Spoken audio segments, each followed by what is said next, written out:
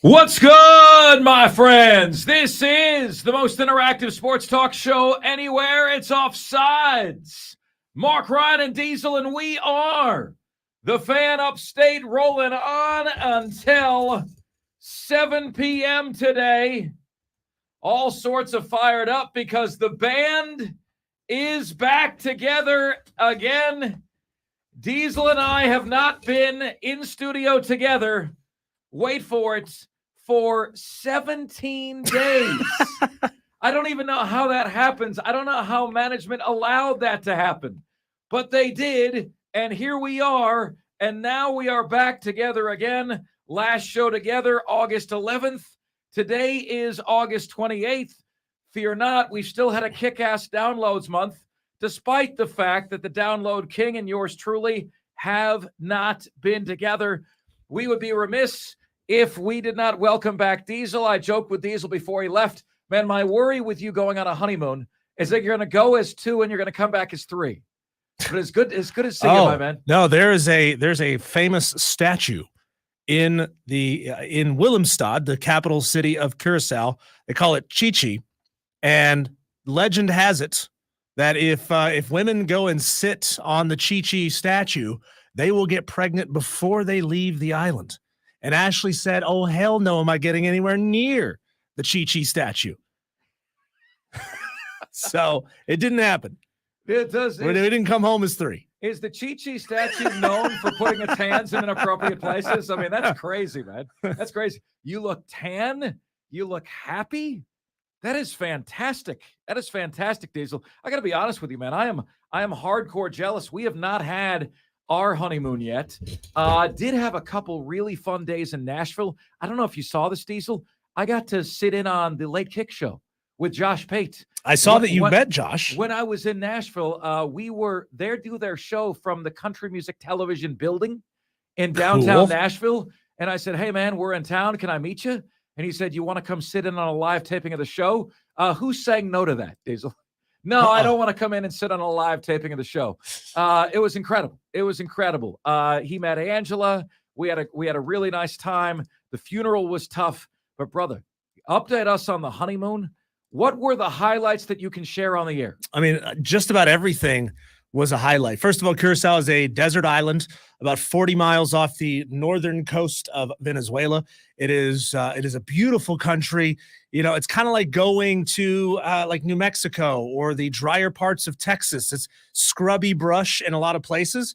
Then it's surrounded by palm trees and beautiful resorts and calm waters, turquoise blue, beautiful water. We took a catamaran out to a smaller island. It's got a lighthouse and a deserted ship that ran aground. That was really awesome. We jet skied around the northern side of the island. We went to this place called the Blue Room, where you have to snorkel under the rocks to get into an open cavern on the inside. And it's absolutely gorgeous. It's fantastic. The food there is incredible. Seafood as far as the eye can see. Wow. I ate octopus. I ate iguana. I ate goat. I ate lionfish. I ate all kinds of things. Yeah, just it couldn't have been a better trip. That, my man, is incredible. It is great to have you back. Big thanks to Odie for doing a knockout job last week. When you were out, as you well know, Odie is great, but it is great to have you back. And of course, you know, if you guys pay attention to sports media and sports radio, everyone and their mother takes vacations like right before September, right? Like right before September, everyone is out because you know as well as I do, and we've actually gotten corporate emails about this in the past. If you attempt to take a vacation between September and January, the vacation may be denied. Okay. This company does a great job of not denying your vacation time, but they send you the email warning just in case, right? Just in case. Diesel, one of the things last week that came out is, and this was a damn crying shame, and it just shows that we have definitively lost the battle of the sexes, right? Like the fairer sex has won the battle of the sexes.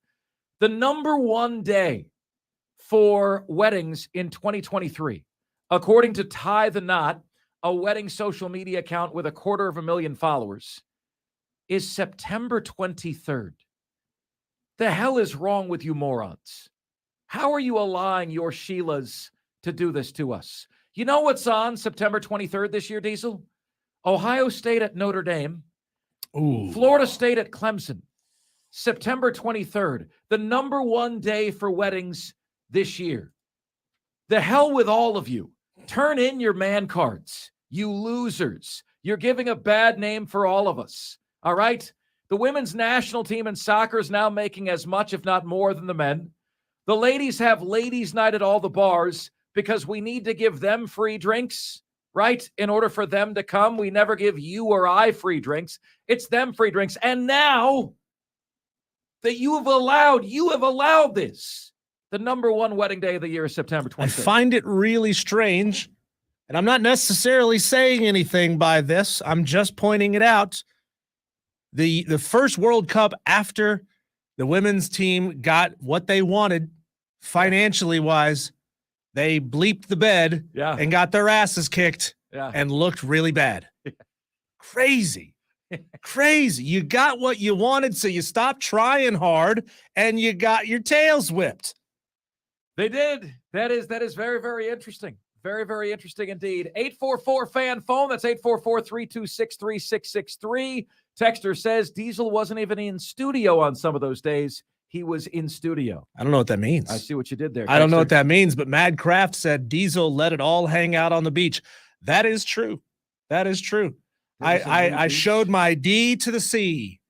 There was a beach that you had to hike down to. Gorgeous spot right next to a blowhole. And some of you were saying, Diesel, you're the blowhole. Stop posting these photos. But it was a beach. And I'm like, if you got an opportunity to do it, you get naked on the beach. Oh, God. Listen, I was doing okay until that moment. You know, I was looking for. I meant to send you the photo. Hang on, let me do that real quick. No, please don't. Mark, by any. Ryan. No. This is. Texter says, like, this is exactly the loser Diesel that I'm talking about here. The texter says, do we really have to keep hearing about the wedding day? People get older and realize there are more important things than sports. Sir, you're like, this is a Wendy's, sir. Okay. Do you realize what show you're tuned into, sir? This is not that place.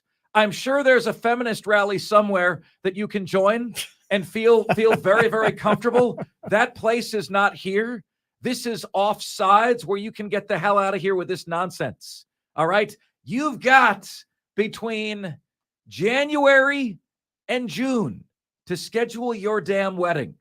All right. Yeah, but this is coming from two guys who broke that rule and got married during football season. It is, but there were damn good reasons for both. Yeah. And I will go to my grave believing that. I still feel proud of myself that I got Ashley to agree to get married on a bye week. There you go. See? Ashley, it's a bye week.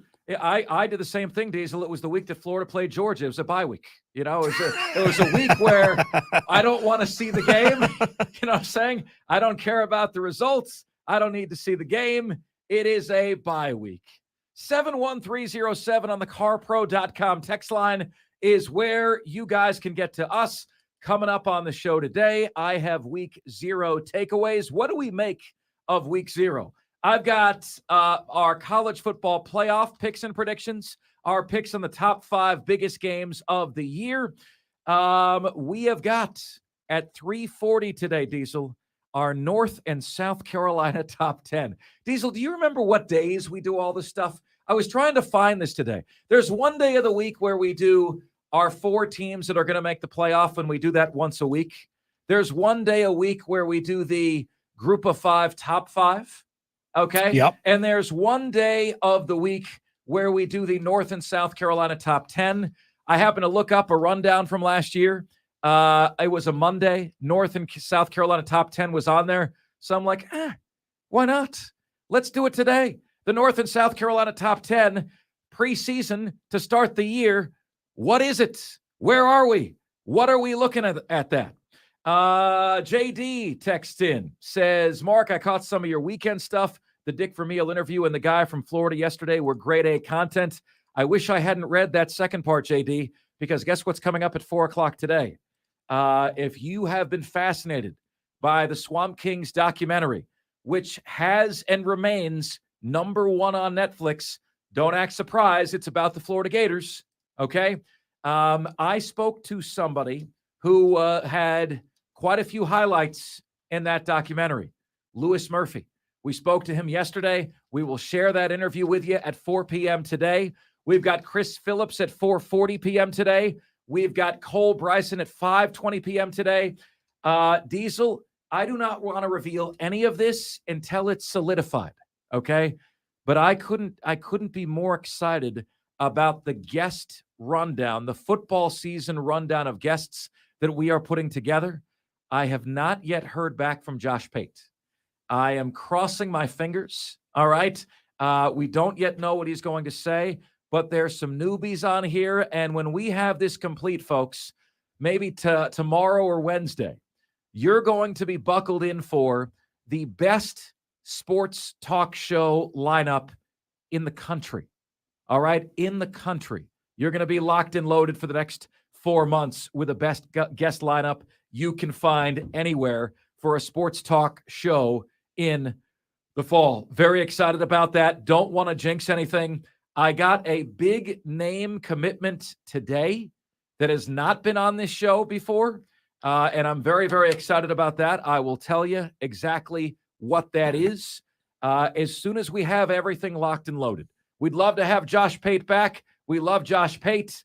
We understand if he can no longer do it because of his schedule. We get it, but we'd love to have him back. We will see how it goes, my friends. Let's see here. Texter says, by the way, JD, thanks so much for the kind words. Texter says, Mark, exactly right. Football season is off limits. Yeah, listen, all you dudes out there who are allowing that to become the top day, grow a pair. Grow a pair. All right? Seriously.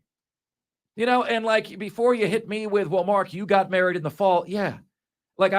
This is a fun topic. This is a fun segment. Even to the guy that I just went balls to the wall on, I'm half kidding with him. It's a fun thing. But with me, it was that, and there in life, folks, there are reasons and there are excuses. And I think you will see that this is very much a reason. All right. My wife's father had cancer, and we intended to get married this April, and we were worried he wouldn't make it until the wedding. So we got married last October because I knew my feelings for Angela weren't going to change between October and April, and she told me the same thing. We had the wedding in October because it was really important for her father to walk her down the aisle. Her father passed away in April. Okay, so it wasn't something that was planned. As a matter of fact, we did everything we could not to do that. But God has a plan for everybody, right? And God's plan was that we needed to do that in October, so we did, right? Let's say here, Mark saying people lost their man card when he got a neighbor trying to steal his wife and on the air talking about it instead of handling it. Shaking my head. Diesel, I'm not sure if you were there for that conversation. Were you? Yeah, I remember this. Were you there for that conversation? Yeah, no, Texter, I'm not trying to get the audience to handle it. I'm bringing it to you guys because it's interesting radio. This is what is going on. Interestingly, because I know he listens to the show, there's a very passive-aggressive thing I was able to do there. I was able to communicate with him without communicating with him because I didn't want to talk to him about it anyway. And guess what hasn't happened since we did that topic on the air? He hasn't knocked on the door a single bleeping time. Period. End of story. Thanks for playing. Just know that I know what you're doing. That's right. That's right. Let's see here. Getting married on a bye week is fine, but even my kids will tell you not to schedule anything on a Gamecock game day. So says Mongo. Let's see here. Texter says, how about my Hawaii Warriors? They came awful close to beating Vandy. Texter, there are no moral victories here. Come off of that it. That is an ass kicking to lose to Vandy by any score. Whether you lose to Vandy by 1 or by 50, losing to Vanderbilt is unacceptable. I had this unbelievable realization, Diesel, when I was in Nashville that I couldn't share with you because when I got back, you were gone.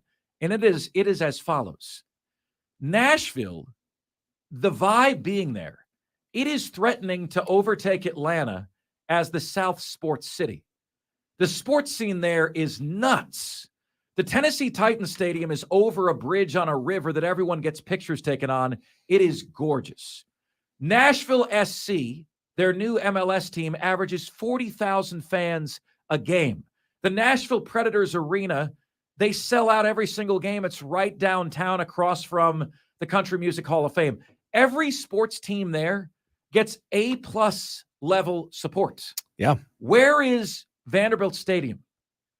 It is in the heart of downtown.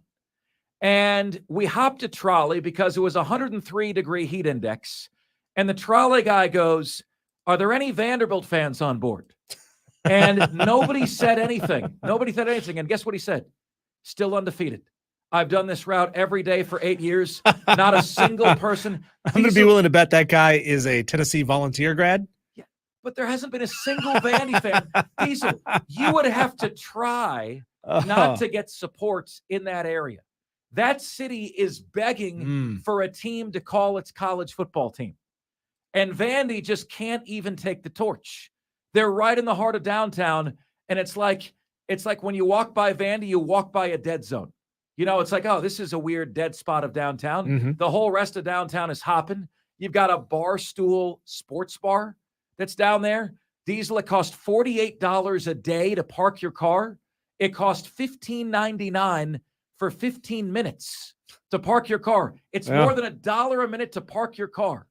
And in this environment where the soccer team averages 40,000, where the football team has the most picturesque stadium you've ever seen, where the hockey team sells out every game and their arena is downtown, Vanderbilt's stadium is downtown and they have no fans. I guarantee you the Tennessee Volunteers dominate that market the same way that Georgia dominates Atlanta, even though obviously Nashville and Knoxville, opposite sides of the state. Well, Nashville's towards the middle, but you get what I'm saying here. And Athens is still 50, 60 miles away from downtown Atlanta. You got two universities, one of them a huge university. People don't realize that Georgia State has like 45,000 students. It's massive, but nobody in Atlanta cares about Georgia State. I saw more MEAC SWAC Challenge gear in Atlanta than I saw Georgia State gear in Atlanta over the weekend. Obviously, I was there a week prior, and then I was there the day after the MEAC SWAC Challenge. Our hotel had MEAC SWAC stuff up everywhere. There were people in the lobby talking about the game as we came through at 11 o'clock at night. Nobody's there talking about Georgia State games at 11 o'clock at night in hotel lobbies. There's another team in Atlanta that nobody cares about. Georgia Tech. That's it. Nobody cares about Georgia Tech either. Power 5. Yeah. That is a Georgia city. But the thing is, like, Knoxville is like, 3 hours away from Nashville. And so there's this weird hole in the sports scene there. It's like Vanderbilt is right here in the heart of all of the action. They have like we have radio row at different events, Diesel. They have record row, and you can ride the trolley and go by like Reba McEntire's studio. And they tell you and these are like pretty basic looking homes, but they've converted these basic looking homes into recording studios. Cool. And all these recording artists just fly into Nashville. Yeah. And they stay in these basic-looking homes for 3 or 4 days and just record their album. You know? Brandon Keeler says, Diesel, Georgia State took over Turner Field after the Braves moved to Cobb. Brandon, I would use the words took over in air quotes. Yes, Georgia State is the current tenant of what is now called Center Park Field, Center Park Stadium, but they didn't take over a damn thing. They've still got the right field bleachers there, and they have no intentions whatsoever of demolishing them. It's the weirdest looking stadium I've ever seen. You got the old stands, Mark, that wrap all the way around the field that were at Turner Field. And they stop around the first baseline. That is kind of where the corner of the field is. And they just put a short section of bleachers straight across from about first base to left center field. But they left the massive stands above the old right field stands. They left them there. And it looks so strange. It does not look like a football stadium. It looks like they're renting the spot, but that's all they got. Coming up next on the show, I have got a big and bold week 1 college football prediction to expose to you. No, not like Diesel in the Curacao waters, but to expose to you nonetheless. That's next. The band is back together again. It's Offsides. Marc, Ryan, and Diesel, and we are the Fan Upstate.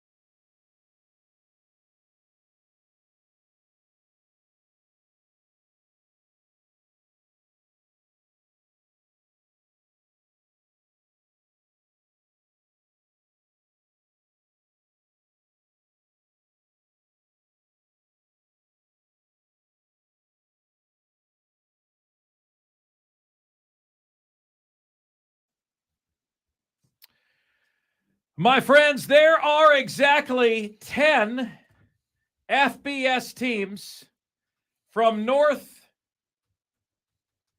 Carolina and South Carolina, and we're going to unveil our North and South Carolina team rankings in the very next segment of the show. First one of the year. Football season is here. Sometimes, my friends, you can feel the smile on people's faces, right? You can just feel it. And that is where I am today. Feel the smile on my face because football season is here. And also, by the way, guys, Diesel, this is my 8th show in 8 days. Okay. Now I'm off tomorrow. Why? Because our top sponsor, Ingalls, is having Angela and I doing a televised holiday cooking show in Asheville. All right. I know you want to kick my Asheville for this. I get it. But we're Angela and I are going to Asheville tomorrow with Ingalls to do a televised holiday cooking show. That is going to be available in magazines and online and all this different stuff. So that's where I'm going to be tomorrow. I'm on 8 shows in a row today. Never been better. I was telling Angela last night, I said, you know what, babe? Like I feel good. And, as long as you take time to decompress and as long as you eat well and get enough sleep, doing a show a day is not really that big of a deal. When you're done with a show, think of nothing having to do with the show for quite a few hours, get a good night's sleep, eat well, right? Never been better. But anyway, guys, felt really good about the shows last week. Felt really good about the shows over the weekend. We were on CBS from noon to 5 Saturday and from 2 to 6 yesterday. And as is always the case, man, I went to the text line and we had a lot of local people texting in. We had local people calling in. And I thank you guys so much for that. If you heard the CBS shows over the weekend, what did you think? Really appreciate all the support, man. Cannot tell you enough how much that means to us. Getting to do that is a dream come true and one I will never take for granted. So how about our big and bold prediction for week 1 of the college football season? Here you go. We are exactly 7 days away from Clemson beating Duke, and we're exactly 5 days away from North Carolina beating South Carolina. Lock it in, my friends. The Tar Heels over the Gamecocks. Period. End of story. Thanks for playing. The Tar Heels are favored by 2.5 points in this game. ESPN's FPI says the Tar Heels have a 58% chance to win. South Carolina 42%. And I know that, there are some who want to be critical of big opinions that do great engagement numbers, and they want to call these kind of big opinions hot takes. But it's not a hot take because that's what I believe is going to happen. Okay? North Carolina is going to beat South Carolina on Saturday. Game day is going to be there. It's going to be an unbelievable scene. Through a weird sequence of events, South Carolina kind of lucks into this being the biggest game of the week on Saturday, despite the fact that you got bigger games on other days. It's a great opportunity for the Gamecocks. And predictably, you still hear the nonsense that you're used to hearing from the Angry Birds, right? We still get the same nonsense. I give an honest opinion, and I hear today from somebody called Chance Crocker, you have to be the most biased person I have ever seen. You wish North Carolina will beat South Carolina in your dreams. I don't want to hear nothing when South Carolina beats North Carolina. Well, you will hear something. You'll hear me eat crow if that happens, but I don't think it will. Okay? I am not the guy, ladies and gentlemen, that's going to be afraid of sticking my neck out and making a call. All right? I stuck my neck out and made a call on Saturday morning. What was it? I said, look, I'm seeing everybody and their mother saying, take Navy and give the 20.5 points. Take Navy and the 20.5 points. What? Have you guys looked at these rankings? You guys realize that Notre Dame has Sam Hartman now? When is a triple option offense effective? It's effective when you don't have time to prepare for it, right? Short weeks. It's effective on short weeks when you got beaten up by a top 25 team the week before. When does a triple option get destroyed, get decapitated, get castrated? LSU, Georgia Tech in the Peach Bowl a few years ago, they had a month to prepare. Notre Dame is known they're playing in Dublin, Ireland, first game of the year, for 6 months, 8 months, over a year. Navy in my Athlon college football previews ranked 106th. The line was 20.5. Navy's only chance to win that game was to hope that both teams wore their jerseys with no insignias on them, no logos on them, so that you couldn't tell who won the game. They were both going to wear their blue jerseys with the gold helmets. That way you couldn't tell them apart.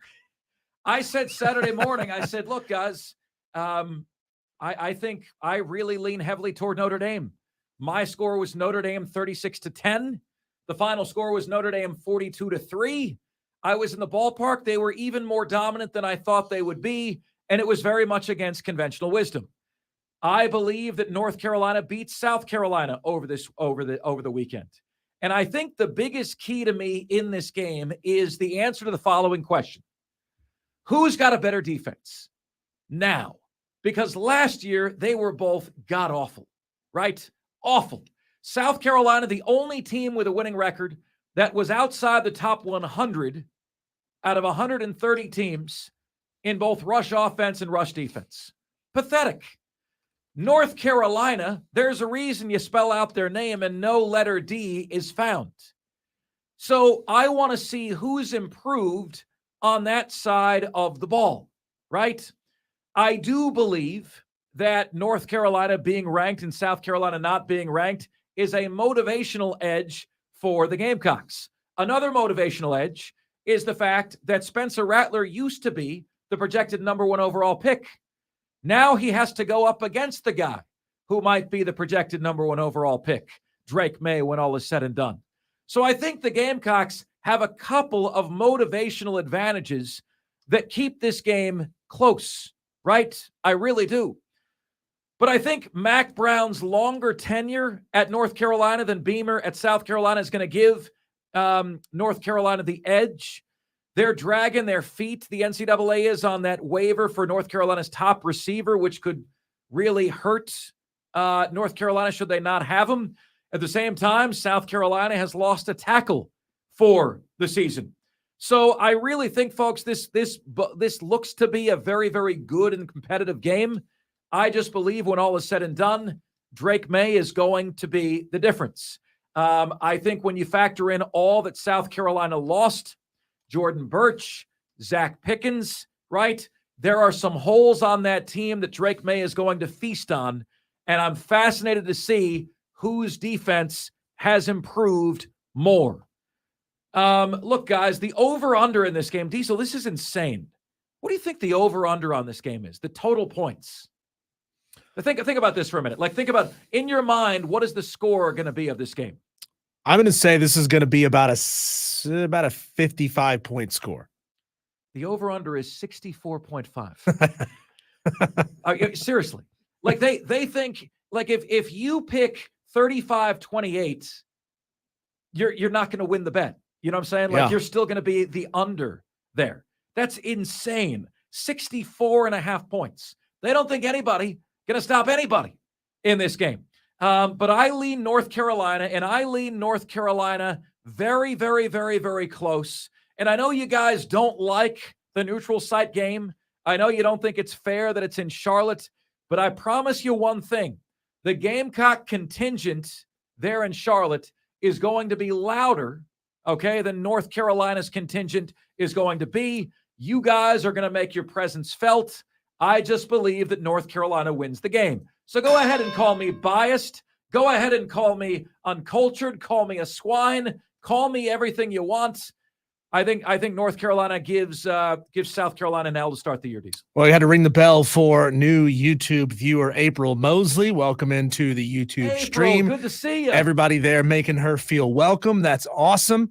Yeah, this is going to be Drake May's coming out party on the national stage. I think he's going to absolutely demolish South Carolina's secondary. This could end up being something in the range of like a 42-21 type of game because Drake May is that dude. I don't care what any of you say. I don't care what you angry garnet wearing so's and so's right now are yelling at your radio, typing into your phones. Drake May is that dude. He had defenses on him better than yours all year last year, and he was still that dude. So don't dismiss him. That's all I'm trying to tell you, South Carolina fans.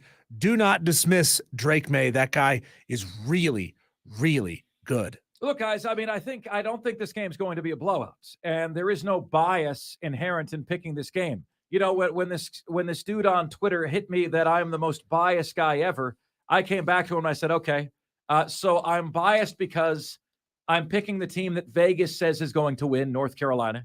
And I'm biased in favor of Clemson because Las Vegas says they're going to beat Duke. You're biased because you didn't pick their team to win, Mark. Don't you understand? People's understanding and definition of the word bias is you're hating on my team, so you must be biased. Right. Stephen Addis wants me to know 3 days until Utah beats Florida. Stephen, you're probably right. Cameron Rising is listed as starting for Utah. There was a hope among Gator Nation that he wouldn't be ready to do so, right? But they've got him starting. Florida is here to take it on the chin this year. Diesel, I revealed both over the weekend and on Friday my promotion relegation idea. With the feeder systems in place, should we end up dividing the Power Five and the Group of Five into two separate leagues? The MAC as the minor league of the Big Ten, Conference USA as the minor league of the ACC, the Sun Belt as the minor league of the SEC, and the American as the minor league of the Big 12. The promotion and relegation idea simply being the champion of the Group of Five moves up, the last place team moves down. I remember yesterday on the show, people love the idea, and think about this for a moment. When your team stinks, right, and you know your team stinks by about October 1st, right? Right. You've been waiting 11 months, and you have the realization that you got 11 months to go with nothing to look forward to in terms of your favorite sport. Unless you're the Gators, and you're expected to have a down year, and you lost to Vanderbilt last year, and now you're still selling out the stadium because everyone's pulling together to avoid getting bumped down to the Sun Belt. And if you happen to see Vanderbilt against Hawaii over the weekend, and Vanderbilt had to hang on to win by 7 points, you know as well as I do, if they get bumped down to the Sun Belt, they may never come back. Right? They may never get back. So, I mean, I think it's an idea that would add a ton of excitement for teams that otherwise don't have much to play for. It's a fascinating proposition. I love the idea, and I love that you link the Sun Belt to the SEC, because that could potentially put App State into the SEC one day. That would be fantastic. I would love that. I do wonder, though, how you might manage just the tremendous up and down swing of some teams. Would you put some sort of guardrail in there to keep a team from going up and down and up and down and up and down every other year? Or would you just say, this is the rule, figure it out? Yeah, in the English Premier League, it's top three and bottom three. Yeah. And we don't want to rock the boat that much. So we'll just say the champion. You win the championship. For that year, you earn the right to make SEC money. Yeah. For that year, I'm sorry, Vanderbilt, you earn Sunbelt money, because the reality is they're not spending the money they're getting anyway. The only problem with promotion and relegation in American sports, American college sports, is that you can't just pay a star to come there in the same way that you would in English Premier League. Now, what you're saying, some people are saying, well, you can pay players. Well, collectives have to pay players, and it depends on whether or not the best teams in a Group of Five conference have strong collectives and could come out and pay a sizable enough chunk of money. Like, are we really under the impression that a Coastal Carolina, if they win the Sun Belt, could put together a collective money pot big enough to go get a 5-star quarterback to come play at Coastal Carolina? Probably not, because that 5-star still wants to go to Alabama or Clemson or wherever, so it's going to be pretty difficult to get the best players to want to come there. And obviously, one player, 1 year isn't going to make a tremendous difference, especially when they could just transfer back out the following year. If the school gets the SEC money and the school can pay players to come and play there, then maybe you're on to something. But with collectives, that makes it a little more difficult. If the best team in the EPL knows that, the best team in the second league in English soccer knows that they're moving up to the Premier League next year, they can throw a lot of money at the best players and try to get them to come there and play and sustain themselves in the EPL. That's just not really the system that we have in college. No, that doesn't mean it couldn't happen, but it would need some tweaks. It isn't, and we don't have promotion or relegation in soccer in this country. Why? Because it is so hard to get folks, millionaires, to invest in soccer in this country. Yeah. That they're not going to throw the $200 million needed for a Major League Soccer team if they have a chance of losing it and getting bumped down to the Greenville Triumphs League, right? They're just not going to sign on to that. But now is the time to think of something like this, because everything in college football has gone to hell in a handbasket. And I will give you Gamecock fans this feather in your cap.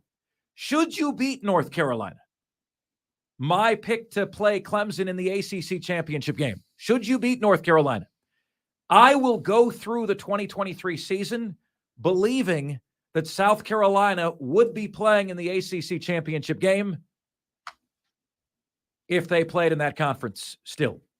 That is my belief. All right. A lot on the line. I'm going North Carolina in week 1. Up next, Diesel and I will hit you with our North and South Carolina top 10 in college football. That's next. This is the most interactive sports talk show anywhere. It's Offsides, Marc, Ryan, and Diesel, and we are the Fan Upstate.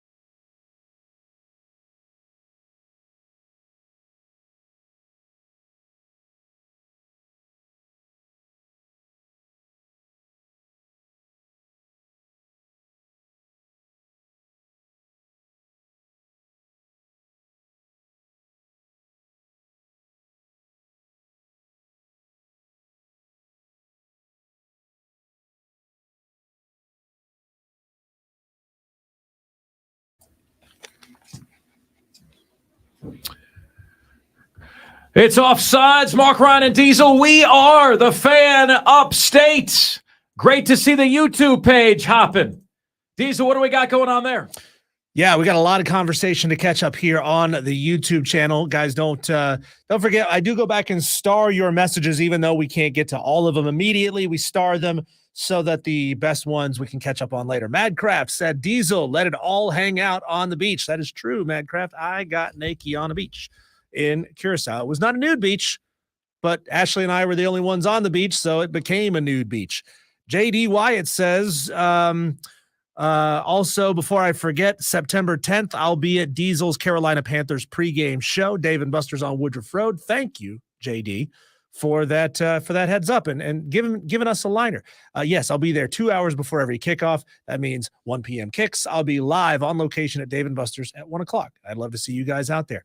JD also says iguana, I bet, could be good. So iguana are a protected species on the island of Curacao, unless you are the one guy who has license to farm, raise, and serve iguana in your restaurant, in which case it is not illegal to eat iguana. It's a little bony, and we ate iguana stew cooked in a curry sauce. So it's, when you put something in a curry sauce, it all just kind of tastes like curry. Iguana is delicious. It tastes like chicken. It's tender, but it's very, very bony, like little teeny tiny bones. If you ever eaten like bony fish and you're picking like little hair-sized bones, you should. I don't think you should. No. But it's very bony. It is delicious. Iguana is good. I also ate goat while I was there. Let's see here. Let's see. Chad Smith says, being an App State fan and Florida fan, do you guys pull for the Gamecocks to win? It would seem right from a business standpoint being in South Carolina. Mark, would you like to answer that question? Of course. Yeah, that's 100% accurate. Like, you always want the teams that you cover to fare well. Makes better radio. Right? Like it does. Like, you want to have interesting content to talk about, and it's great when the teams provide you with that content, right? Very, very much. I will say, though, Diesel, that sometimes when the team is god-awful, right, sometimes it is equally, if not more interesting, because you just have people stepping off the bridge. I had great content to talk about with the Carolina Panthers last year being god-awful. Luke M. says, you don't owe the texter an explanation of your prediction. I don't agree with it, but I don't need an explanation. Well, Luke, we always explain our reasoning here. We don't just make bold statements and walk away from them. You don't start the fire and walk away. You have to explain yourself. You have to back up what you think. JD follows up Chad Smith's question and says, they obviously want them to be successful because that's better for them. But as far as their fandom, no, they don't root for either. There you go. Thank you, JD. Let's see here. The text line is also booming. There are talks the White Sox are moving to Nashville. We will see about that. I'm surprised they're not saying the White Sox are moving to the SEC. Texter says USC has beaten UNC several times in a row, I believe. UNC is probably due, but since they play in the ACC, UNC still loses at least 3 games. So I have them going to the ACC championship game. I will feel differently if they lose to South Carolina, but I'm picking them to beat South Carolina. Texter says, you damn biased Clemson fan. I can't believe you. Sorry, I had to. So says Mongo. Texter says, I don't know if you're biased or not. I just think it gives you great joy to poke that bear all the time. It is really fun, Texter. Try it sometime. It is very fun. Texter says, I'm not a Carolina fan, but after UNC not having that great of a season last year, what do you mean not that great of a season? They went to the ACC championship game. And USC coming into this game off a hot end to the season and feeling good, feeling hungry, I think they will win. If they don't win, it'll be super close. But as far as gambling, I'm taking the under on that line. Yeah, the intensity is going to be super high. That's good for the defense. I'm going under as well on that game. Mark, there are Premier League parachute payments for relegated teams and promotion bonuses for those that rise out of the lower league that could be paid by power conferences. Beautiful. Michigan J. Todd says, Diesel, it's so great to have you back. Congrats on what sounds like a fantastic honeymoon. Happy big house anniversary week. We all know what that means. Yeah, I also gambled while I was in Curacao and won about $250. What was the game? Blackjack. Yeah, Wow. I mean, they have a casino. I don't understand any of the penny slot games, so I didn't play those. I don't understand roulette, so I didn't play that. I don't really understand 3-card poker, so I didn't play that, but I get blackjack. So I sat down at the blackjack table and won. I think I was up overall, yeah, about 250 bucks. There you go. There you go. Okay. Spur Daddy wants to know, Mark. He says Mark's camera angle is blocking the Clemson flag behind him, and you can see the Carolina flag in all its glory. How's Oh, this? then he just switches sides. How's this? Let's There you see. go. Daddy-O asks, what's a good dipping sauce for crow? If you have to eat crow, what sauce would you dip it in? Hey, I'm going to say sweet and sour. This is not going to be nearly as bad as Sam Farber. You know what Sam Farber did? When Joakim Noah was drafted by the Chicago Bulls, he said it was going to be a bust. And he said in the column, if I'm wrong, I'll eat this column. Well, Joakim Noah was a multiple-time All-Star, and he went to Bulls training camp with the column, dipped it in salsa, and ate it. And Joakim Noah watched him literally eat his words. All right, my friends, have you guys been into the Swamp Kings documentary on Netflix? It is a fascinating watch. I am going to share an interview that I had yesterday with a number 1 wide receiver on that team. Louis Murphy was his name. Had a 9-year career in the NFL, played for the Buffalo Bills, Carolina Panthers, Tampa Bay Buccaneers. All right. So you'll hear our sit down with Louis Murphy, Tim Tebow's favorite weapon, when we come back right here on Offsides. Marc, Ryan, and Diesel, the Fan Upstate.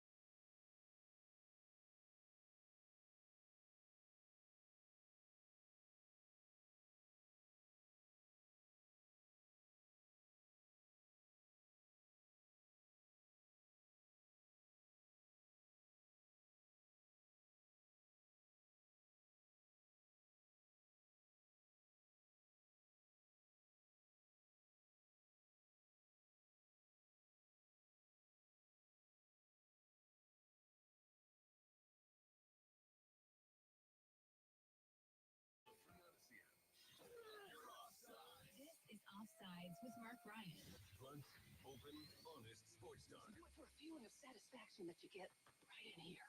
That's what it means to be an offsider. Are you bold enough for truth, the whole truth, and nothing but the truth? You can't handle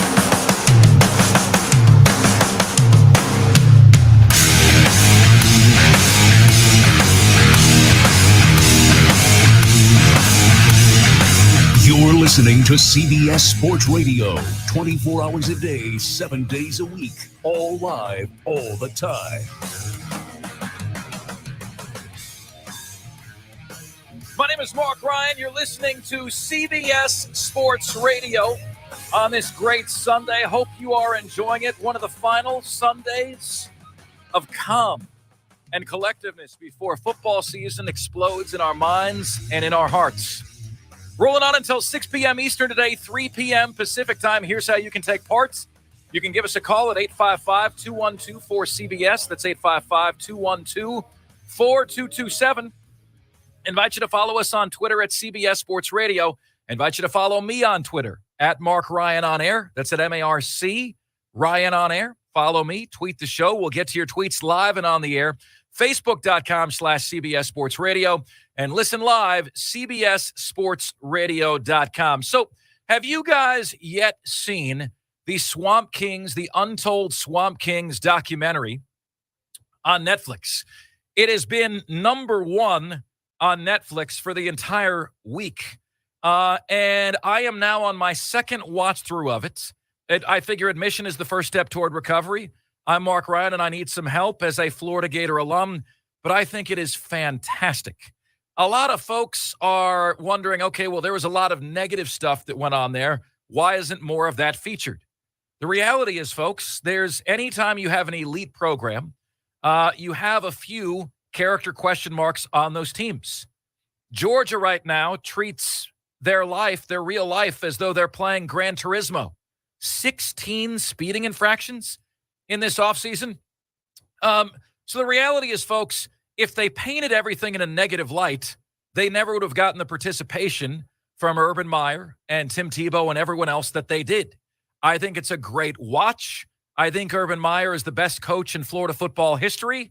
And just like all of us, he is a flawed human being, right? I did speak to former Florida punter Eric Wilbur, and I said, did you have a sense that Urban Meyer wouldn't work in the NFL? And he said, I knew some of his tactics wouldn't work in the NFL with multimillionaires. You're now seeing the why when you watch this documentary.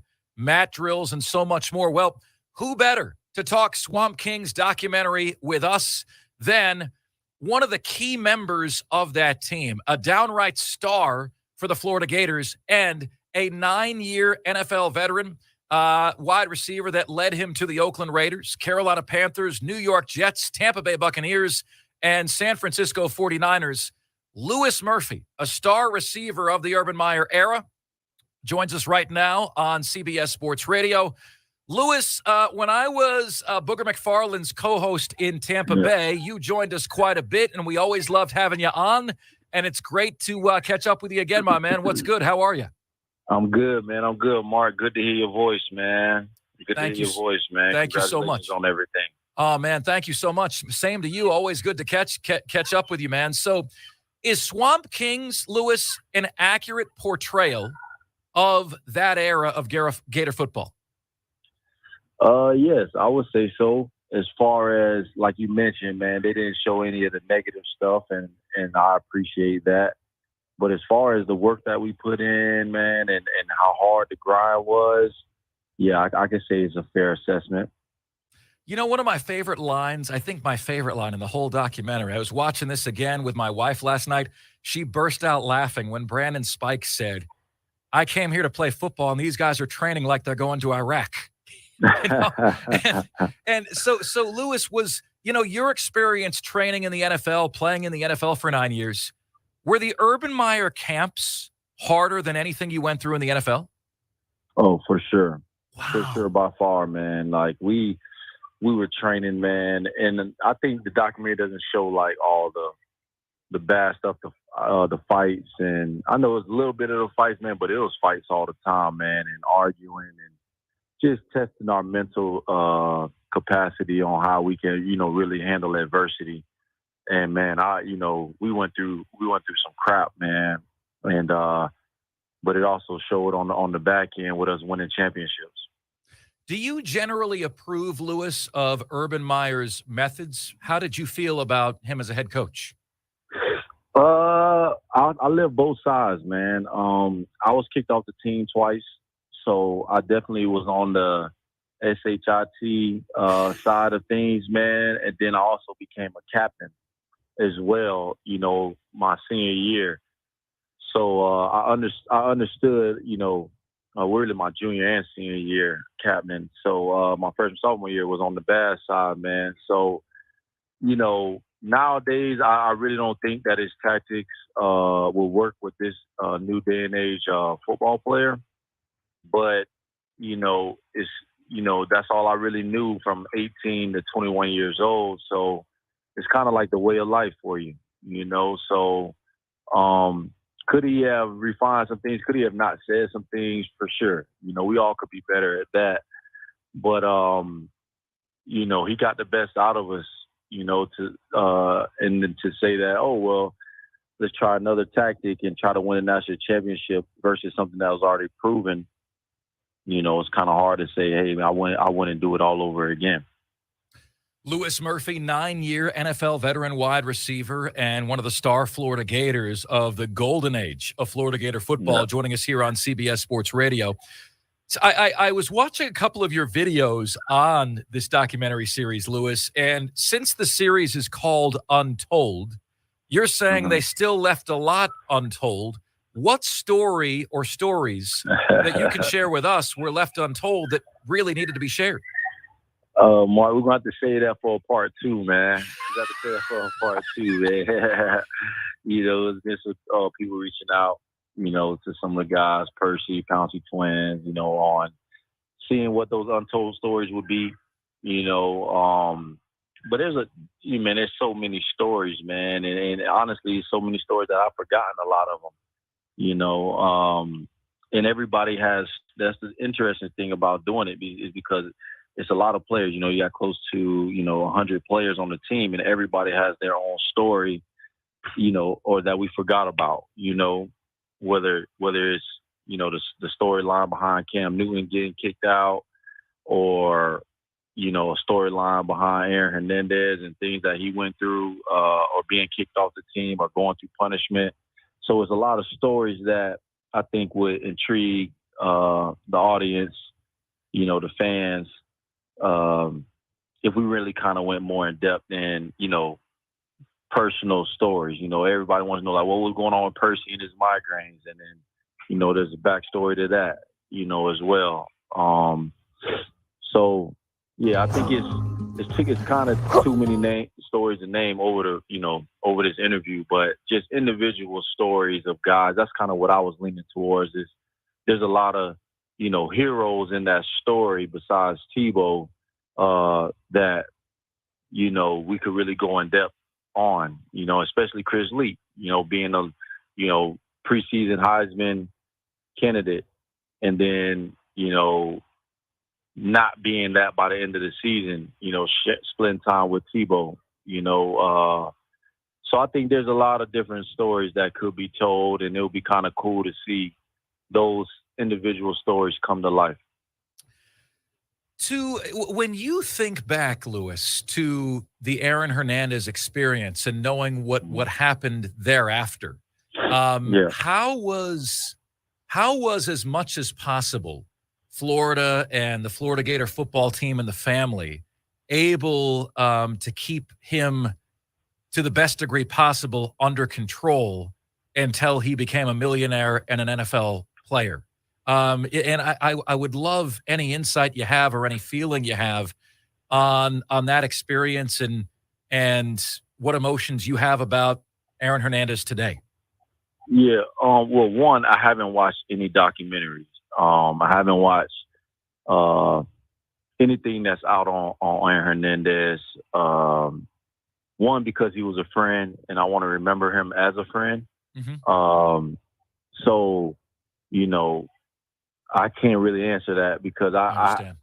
everything that I've gotten has been like, hey, have you saw the Aaron Hernandez documentary? Tell me about this. And I'm like, oh man, I haven't watched it, and every time I scroll past it on Netflix, I think about watching it, man. But, to speak about him as a player, as a teammate, as a friend, he was the typical, 18-year-old kid, man. Like, we hung out, we partied, we got in fights in practice with the defense.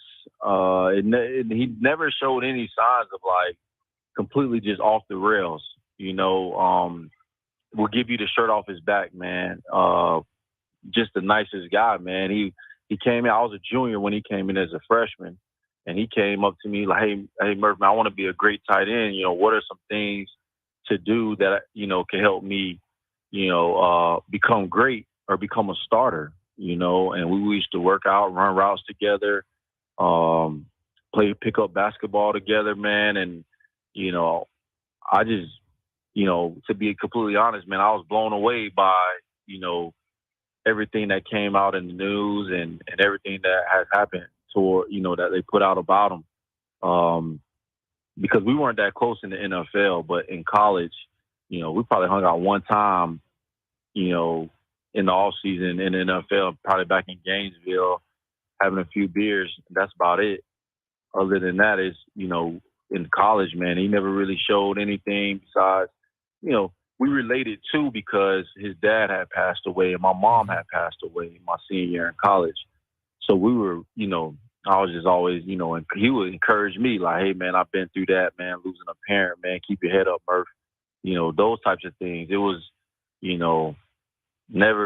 I never witnessed anything that was, out of the norm from a regular college kid.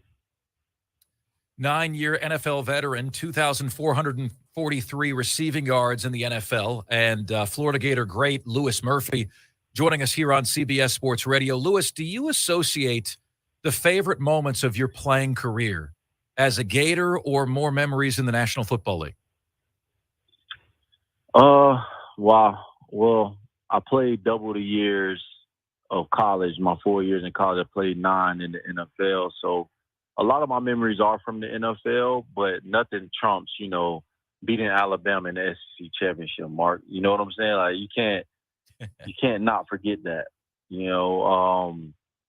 So, I think it's both, man. I think the life, my life has been a journey, and I take from both experiences. College, I was, became a young man in college, and I became a grown man in the NFL, man. So, all the relationships that I built over the years, coaches, players, corporate sponsors, all those things, man, I cherish those relationships, man, in the time that I had.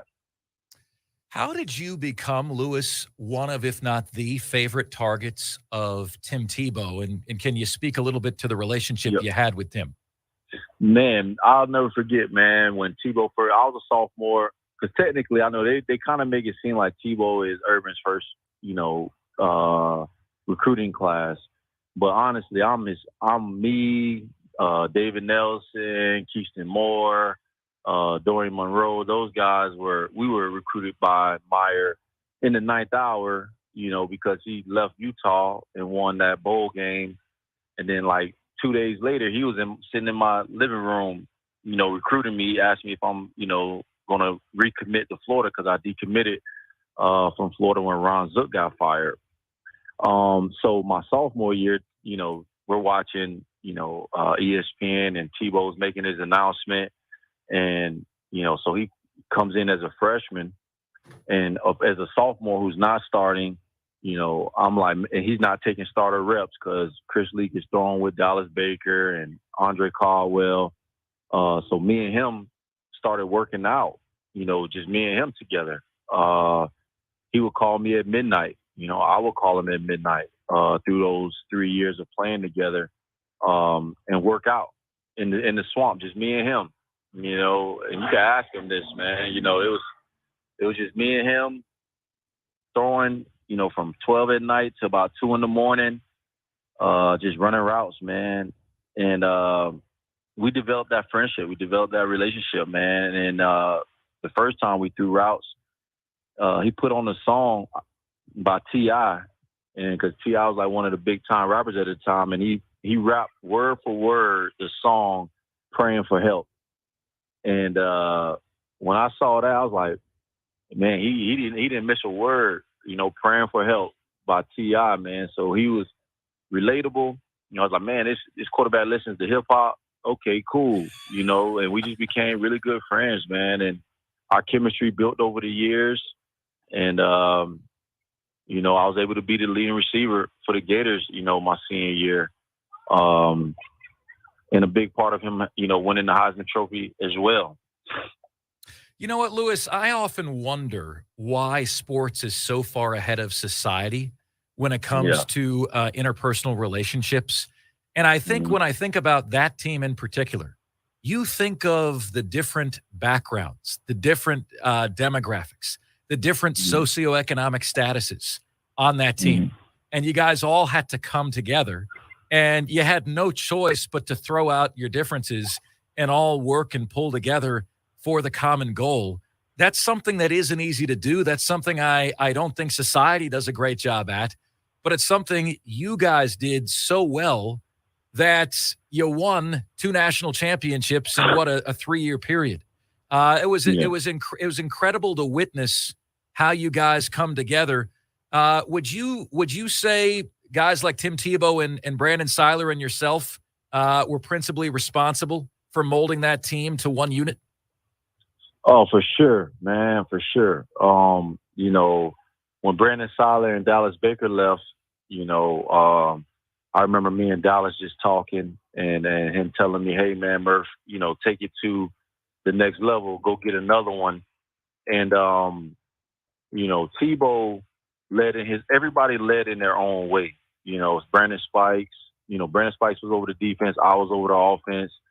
Tebow was just pretty much over the whole team, but he led more by just like work ethic. He didn't really talk. He didn't really hang out with us. He didn't come to the barbecues. He didn't come to the clubs with us. If we were playing cards, me and Spikes kind of meshed the offense and defense together.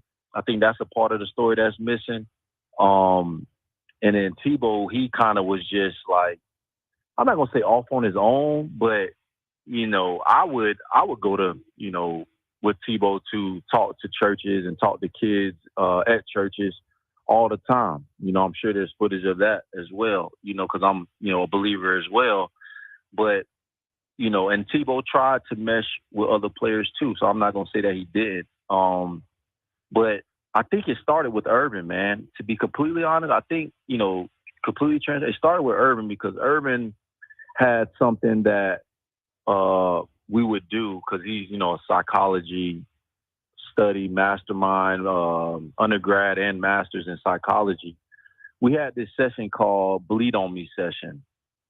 Kind of vulgar, but it was a bleed on me session, and you would get an upperclassman would get a freshman.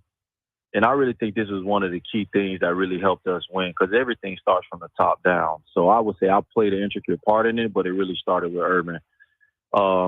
We had something like a big brother, little brother program, and you would come in and he would deem like the leaders of the team with the little brother with the freshman class coming in. And during training camp, we had black stripes on our helmets, just the orange helmet with a black stripe, like electrical tape. And you would have to make plays as an incoming freshman to be deemed, a part of the team. So it was always like running jokes, like, hey, you're going to have your black stripe on until the third week until we play Tennessee, So, and then random nights during training camp, because training camp probably lasted 25, 30 days, we would have a whole session where the varsity players, quote unquote varsity versus meaning the JV players, Coach Meyer would say, hey, all right, Cam Newton or Percy Harvin is getting their stripe off today. Come on down. And you as a big brother would have to go up there and peel off the black tape off of his helmet. And then you would have to have a bleed on me session, basically saying, give me your testimony of why you want to be a Gator, what obstacles have you overcome in your past, and what are you going to do to, be a part of this team as a team player.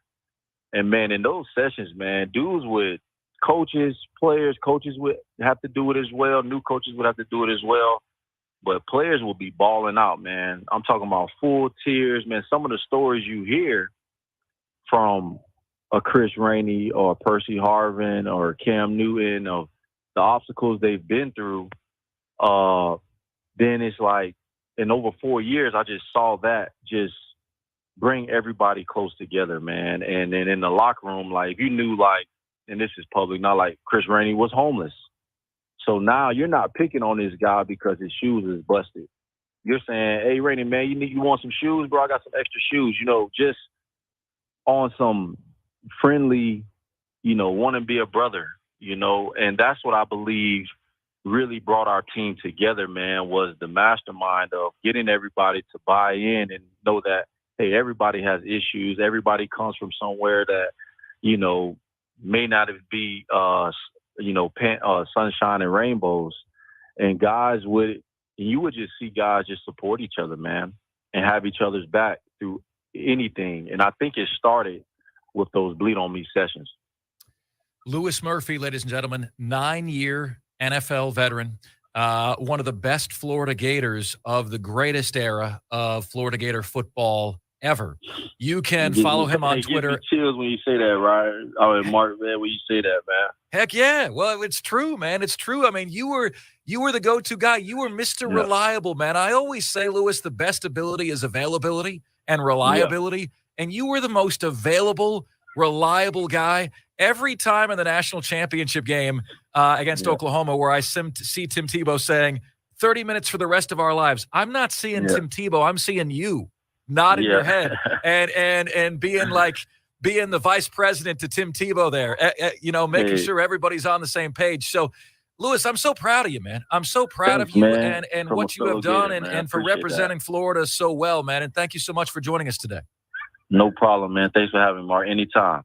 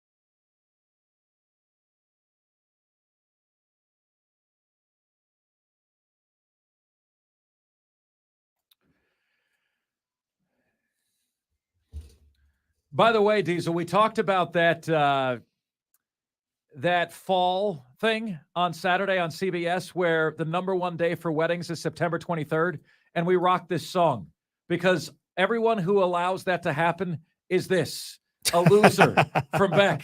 Bringing you back here on Offsides, Marc, Ryan, and Diesel, right here on a Monday edition. It is football season, my friends. Can you believe it? Absolutely, positively incredible. Well, we've got Chris Phillips from the Spurs Up Show to join us in the very, very next segment. But Diesel, I would like to fly through our North and South Carolina top 10. Sure. Now, we centered on a format to do this last year. And what did we decide, Diesel? It's best for one to do all of them at the same time, or what's the best format? I like doing all of them at one time. That way people can remember where it was you had teams ranked. Like if I give my reasoning for number 10 and then you give your reasoning for number 10 and then 9 and then 8 and then 7, like by the time we get to 5, nobody's going to remember who ranked number 10 where, you know? Sure. All right. So anyone who has recently been without a bathing suit goes first. Okay. Okay. So first of all, we have to reveal our methodologies for our rankings, right? We got to reveal the methodologies and we got to stick to this methodology going forward through the season. My methodology, Mark, the way I'm going to do this is a snapshot power ranking, but it is weighted by what's happened in the last 3 weeks, because I think 3 weeks leading up to this week really kind of tells you what kind of team you've got right now. I don't want to play the hypothetical who would beat who or whatever. I want to think who is playing the best football right now and let that affect my rankings. So obviously none of these teams have played any football yet. This is a crapshoot. We'll see where this actually goes. But number 10, I've got Charlotte. Charlotte's going to struggle in a better American Athletic Conference than what they played in Conference USA as they're moving into that conference this year. Number 9, Mark, I've got Duke, mostly because I don't really know anything about Duke, right? Duke is up, they're down, they're this way, they're that way. They may be wildly better than number 9. I just don't know that much about them. Right now at 6A, 6B, and 6C, I've got App State, Coastal Carolina, and East Carolina. All of these teams are coming off of different varying types of seasons. Coastal had a great season last year, but they've lost a head coach. App State's coming off of a bad season last year, and they're starting a new quarterback this year. East Carolina, up and down kind of team. We'll see, within a week or two what kind of teams these are. So I'm ranking them all 6A, 6B, and 6C. Number 5, I've got Wake Forest. Number 3A and 3B, I've got NC State and South Carolina. Number 2, North Carolina. And number 1, Clemson. I think they just out-talent everybody else on this list. Diesel's North and South Carolina, 1 through 10. What is yours, my friend? As for me, well, you're going to have to wait, because I don't want to take time away from Chris Phillips. I will give you my North and South Carolina top 10 in the top 5 at 5. Chris Phillips of the Spurs Up Show. We preview North and South Carolina next, right here on the most interactive sports talk show anywhere. It's Offsides, Marc, Ryan, and Diesel, and we are the Fan Upstate.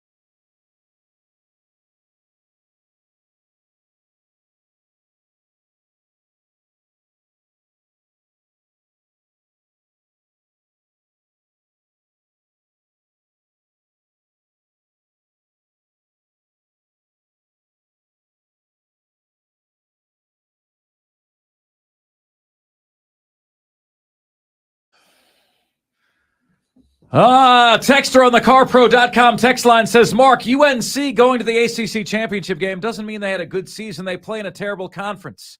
On that, we can agree. But Florida State is supposed to be back this year. UNC is borderline, according to most.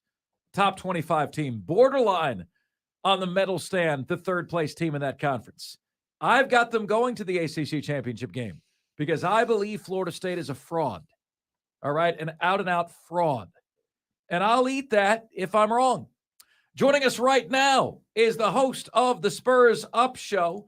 It's been an odd break because for 2 straight weeks, there's been no Chris Phillips on this show, no me on his show, The Daily Crow, no Mark and Diesel. The awkwardness is over. Chris Phillips joins us right now. Chris, 5 days from right now, North Carolina will beat South Carolina. Great to have you on the show today, sir. How are you? Mark and Diesel, man, it's been a while. It's great to be back on. Excited, Mark, to have you back on our airwaves later this week. And, of course, we can expand on your thoughts that North Carolina will beat South Carolina. I'll lock in my prediction later in the week. Of course, over the summer, I made it known that I'm picking the Gamecocks, or at that point locked in the Gamecocks 31-27. Some things have happened since then, and obviously my prediction's subject to change. But I think it's going to be a great back-and-forth game, 50-50 matchup with Mark and Diesel. I'm just so happy to be finally talking actual football on the field. We're talking about a game. Of course, your Gators play on Thursday night. Please don't remind me. Man. Please don't remind me of that. I hear you. I'm just excited for week 1, man. Excited to get it going. Yeah, no, look, Chris, I am very, very much as well. Can you, Chris, hit me with how close, like who is missing more from this game? The North Carolina receiver, their top receiver, still awaiting approval from him from the NCAA, may not come in time. South Carolina lost a tackle for the season. So relative to what these rosters look like, Chris, in February and March, who is closer to 100% now? I would probably lean South Carolina, Mark, but I think it's really close. What's so interesting about this ball game is you dive into the nitty-gritty and you detail both these teams and dissect them and break them down. These teams are so eerily similar to each other. When you look at, their deficiencies, their strengths, what have you. Of course, the Tez Walker situation taking place right now at North Carolina. And Matt Brown speaking today, and it doesn't seem like they're getting much closer to a resolution. And from those I've talked to earlier today, it sounds like Tez Walker, if they had to guess, will not play in Saturday's game, but it's something that could literally come down to the wire as late as right before kickoff, if you will. It is why can't wait, Chris? Why can't the NCAA just get their heads out of their asses and get that done? Mark, that's the $1 million question, and you know as well as I do that nobody has the answer to that question. I mean, it's one of those things like, even as a Gamecock, I'd like to see Tez Walker play because if I'm choosing sides, the player or the NCAA, I'm certainly not choosing the NCAA side. You know what I mean? So, and I would like to see best on best, good on good. Let's get the best version of both teams, and when the dust settles, we'll see what happens. But it's sounding more and more likely on the South Carolina side. Mark, the big boost is I think Juice Wells is going to play. Now the question is he going to be 110%? That we don't know. But the bottom line is it sounds like he is going to play in the game. The only 2 guys, you mentioned Jalen Nichols, of course, out for the season, but we've known that since the spring game.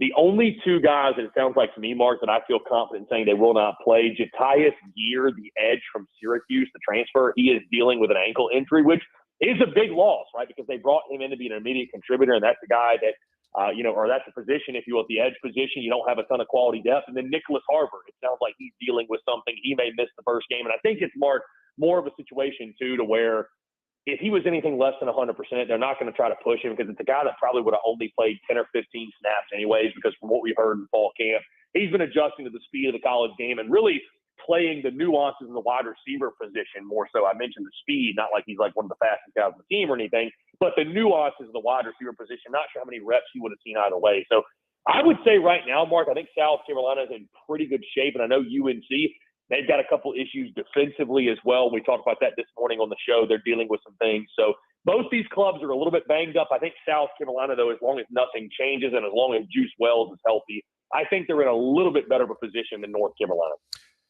Chris, we spent a lot of time on this show talking about how the Atlanta Braves upgraded with Matt Olson over Freddie Freeman. The former has vastly outperformed the latter this season, leading us to ask the question, Freddie who? South Carolina lost a handful of key pieces this offseason. So from that perspective, Chris, which Gamecock defector from last season's team will be missed the least? Which player's replacement will leave people saying, who, to the guy that left? Believe it or not, I think it's Jaheim Bell. I really do. I think the combination, I don't know if it's going to be one guy that replaces his production, but I think the combination of Trey Knox and Joshua Simon, Trey Knox obviously coming over from Arkansas. We've talked about him a lot. Big body dude that, he flashed at times in Fayetteville, and he's got Dowell Loggins now, who was his position coach calling the plays. You got to think they're going to utilize him a ton, and that's going to be a safety valve for Spencer Rattler, on third downs especially, but just in the passing game as a whole. And then Joshua Simon, guys, this is a dude they have raved about all spring, all fall. We saw a video highlight earlier in fall camp of Joshua Simon going up over a defensive back and making a fantastic catch. This is a dude they are really high on, really excited, the Western Kentucky transfer. They've mentioned they don't know how he got away from South Carolina. Thank you, Will Muschamp. Either way, though, they feel good about those two guys. I don't know if it's going to be one dude replacing Jaheim Bell, but I think that's going to be the one because, guys, I don't think we ever saw a situation in which Jaheim Bell, he flashed here and there, but it just never really felt like there was a moment where, he took over games. You know what I mean? So I don't think you're going to miss him quite as much. I think the tight end position is going to be much more well utilized this season. And I think when you factor in the talent of Knox and Simon combined, I think that will make up for the loss. And I don't think you're really going to think about Jaheim Bell a whole lot this season. Chris Phillips of the Spurs Up Show joining us here and throughout the season, Mondays at 4:40 p.m. right here on the Fan Upstate. Chris, intangibly speaking, do those favor South Carolina when you consider North Carolina's in the top 25, South Carolina got shafted? A couple of years ago, Spencer Rattler was the projected number one pick. Now could be Drake May. A lot of motivating factors of disrespect seem to be pointing in the favor of South Carolina, and I believe that stuff matters. Do you agree? Do the intangibles favor the Gamecocks here? I think they do, Mark. And you've talked about it on your show and on our show before as well, that that favors South Carolina, right? That UNC is the team that is ranked and South Carolina's unranked. And although Matt Brown was trying to play the disrespect card and everybody's picking against us, it's actually the Gamecocks who are the underdog and the unranked team, and Drake May who's getting all the love and the attention. And I heard Marcus Lattimore talk about this on a podcast a year or two ago. He mentioned, for a player, when you get into game week and the player on the other team that's at your position, for him it was running back, for Spencer Rattler as quarterback, when that other team's guy is getting all the praise and all the hype and all the hoopla, it sort of drives you, right?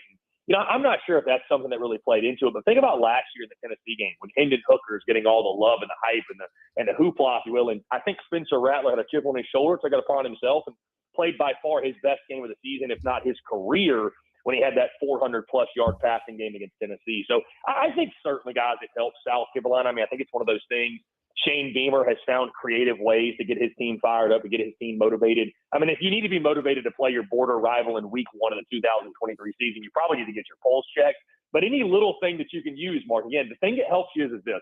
I don't really believe in revenge factor or intangibles in the sense of when the game starts, but in preparation, it makes you lock in that extra tick. It makes you prepare that extra bit harder. You do one more rep, if you will. And I think South Carolina does have that advantage in the preseason ever so slightly. So could it play a role? I think it absolutely could, Mark, and I think both teams have fired it. But South Carolina has found creative ways, and they found ways to utilize that to their advantage in the first 2 years of Shane Beamer.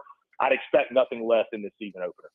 Chris, is there a former Gamecock that's now in the NFL that you just lock in on that makes you feel something extra, a little extra sense of pride, a little extra, chest pump when you see them doing big things in the NFL? I would say Deebo Samuel is kind of the obvious one because he's a guy that's having so much success at the NFL level. It's almost unfortunate that some of these great players in the Will Muschamp era, because the era they played in, are sort of forgotten, right? I always make the joke, how many Gamecock man caves do you think have a signed Jake Bentley football?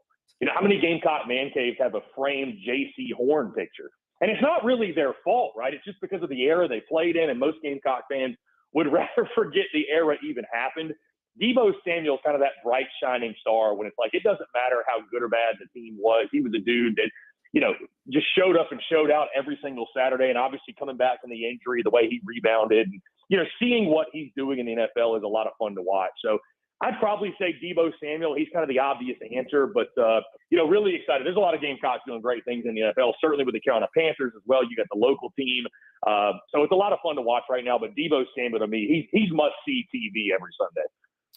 Chris Phillips joining us here on Offsides. Marc, Ryan, and Diesel, the fan upstate. Chris, is this a must-win for South Carolina?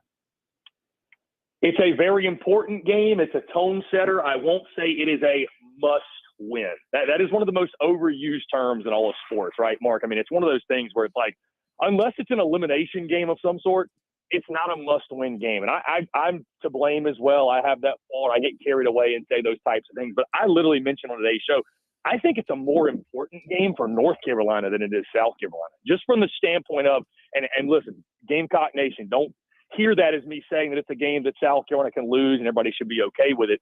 But from the standpoint of this, South Carolina, if they lose to UNC, they can bounce back in SEC play and get a game, or get a win, I should say, that gets their season back on track, right? You beat Tennessee on the road. You beat Mizzou on the road, Texas A&M, Kentucky, what have you. Like, there are opportunities in that stretch to pull an upset or two and turn your season around. UNC, you look at their schedule. What are the headliners, guys? They've got Miami October the 14th, and then they've got Clemson the second to last game. That's pretty much it, right? So for them, fifth year of Mac Brown, Drake May, this Heisman hopeful garbage, whatever, them being the favorite in the game, I think all the pressure's on UNC. Is it a must-win? No. With that being said, it's a very important game. It's a tone setter. It's a game, Mark, I think if South Carolina is going to get back to that 8-win mark, and to the point you've made and we've made all offseason, if they're going to, quote-unquote, pop in year 3 of Shane Beamer, I think it's a swing game you desperately need to have. Who's got a better defense right now, Chris? Because let's be honest, right? The defense have offended a lot of people on both sides a year ago. The Gamecocks outside of the top 100 in both rushing offense and rushing defense. North Carolina just frankly pathetic on that side of the ball. Who's going to have a better D game 1? Mark, I've got to go with South Carolina. I think they have the advantage, number one, from an athlete standpoint, just pure athletes. You look at recruiting rankings, you look at the players they have available. I understand what the statistics say, but UNC's defense was historically bad. I mean, you look at some of the injuries they have, DeAndre Boykins at the star position, and Tavius Lane at star as well. Those are two really big injuries they're battling. I mean, they've got injuries in a secondary that was abysmal. They couldn't stop anybody. They gave up like 60 points to Appalachian State. Will they be improved this year? They've been preaching physicality all preseason long. From the UNC guys I've talked to, they feel like their defensive front is better. Their linebacker position is better. The secondary still could be a work in progress. But, I mean, Mark, what's better for them? It can't get worse, right? They can't get any worse. So I know South Carolina has issues of their own. You got a brand new set of corners going up against Drake May. And I'm not trying to sit here and say that South Carolina's going to pitch a shutout. But, yeah, the comparison between UNC and the Gamecocks, I think the Gamecocks do have the edge on the defensive side of the football going into this one. Looking forward to being on with you this week, Chris. Excited about that. Are we doing Wednesday or Thursday? We'll do Thursday if it works with Mark Ryan's schedule. You got it, brother. You got it. I look forward to it, my friend, and it's here. It is finally here, my brother. Finally here. We cannot wait, and we get a great game, border rivalry to kick it off. Chris Phillips of the Spurs Up Show, man. We look forward to having you on with us this year. Thanks so much. Absolutely, guys. I appreciate the opportunity. And, Mark, look forward to chatting with you on Thursday, my friend. Y'all take care. Sounds good. All right. Up next, we've got the top 5 at 5, the top 5 biggest sports stories of the day, the top 5 topics we're discussing. And one of the top 5, Nick Saban revealing his recruiting strategy. I'll share that with you next here on Offsides.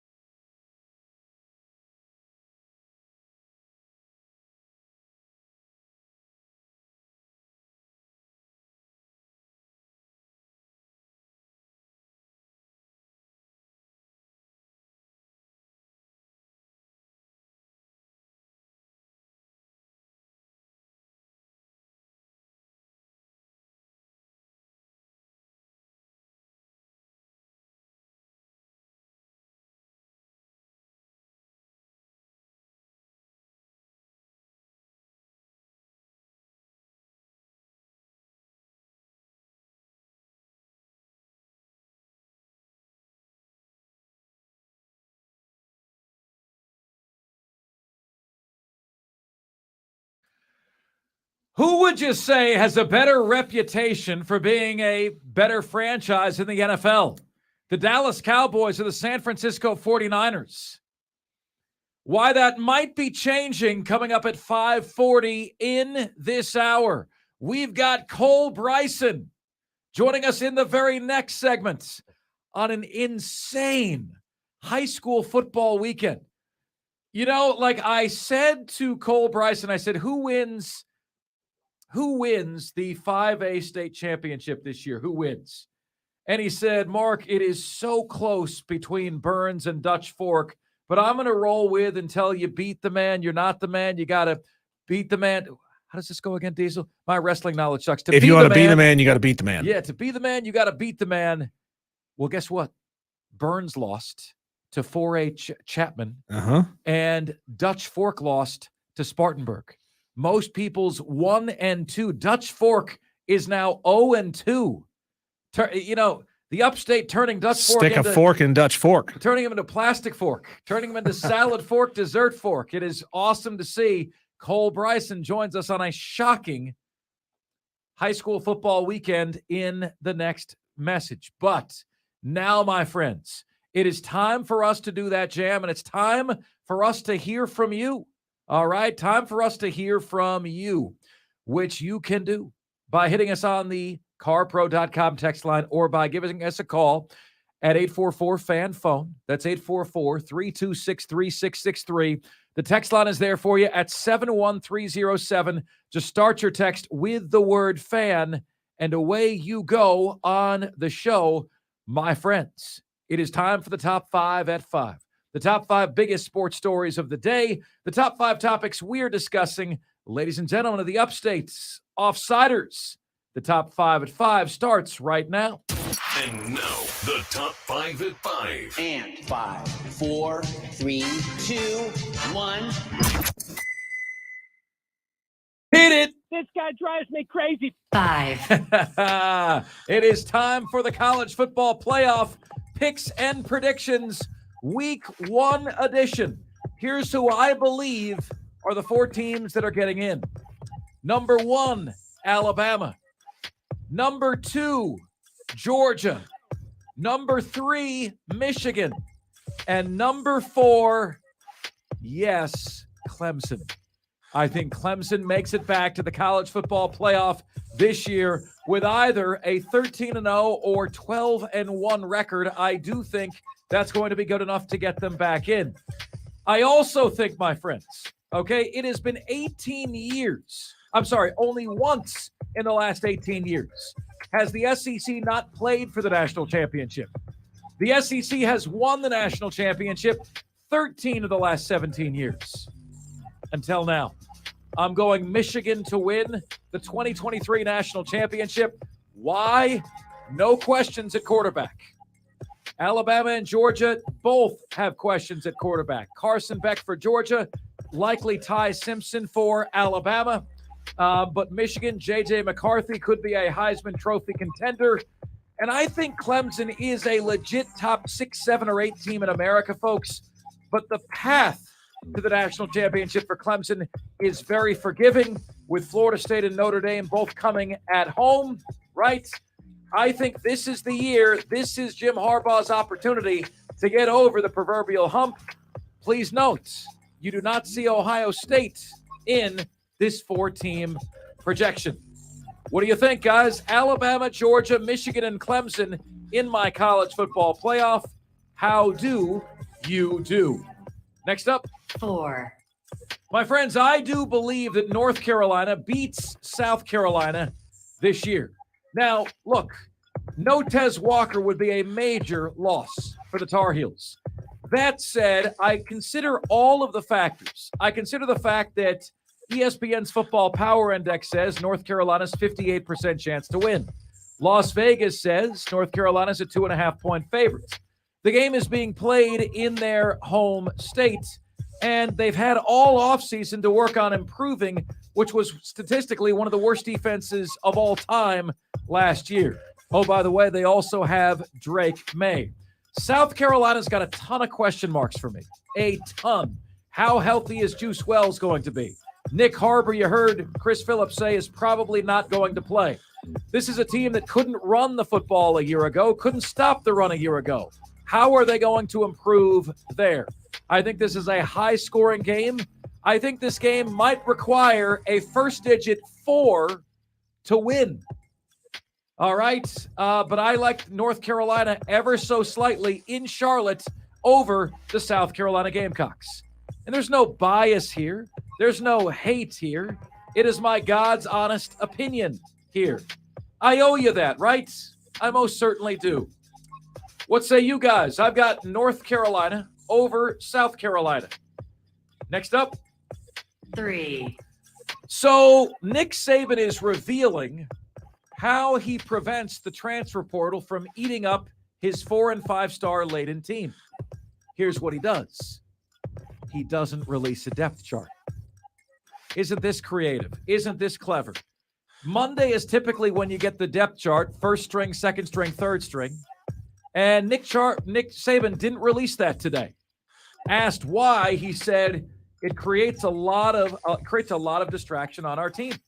Creates a lot of guys thinking that, well, this guy won the job and now I'm not going to play. And quite frankly, we don't need that. Read between the lines. What does it really say? Well, this guy won the job, so I'm going to take my football and leave. I'm going to take the football and go home. I'm going to take my football and transfer. I'm out of here. You know what, folks? Nick Saban did the same thing to Jalen Hurts when they had, Tua won the national championship for them. Who's going to start? Is it going to be Jalen? Is it going to be Tua? And it pissed Jalen Hurts off that he never got an answer as to, well, am I going to start? Am I not going to start? Who's going to start? Nick Saban held that close to the vest so that Jalen Hurts couldn't transfer. It's a really interesting strategy. Bold strategy, Cotton, because these guys may be unhappy and they may leave anyway. But Nick Saban is at least attempting to ward off the transfer portal monster. Is that onsides or offsides, ladies and gentlemen? Not to reveal a depth chart in the hopes of keeping the peace. Next up. 2. At number 2 today, we have released today our North and South Carolina top 10. You see, there are exactly 10 FBS programs in North and South Carolina.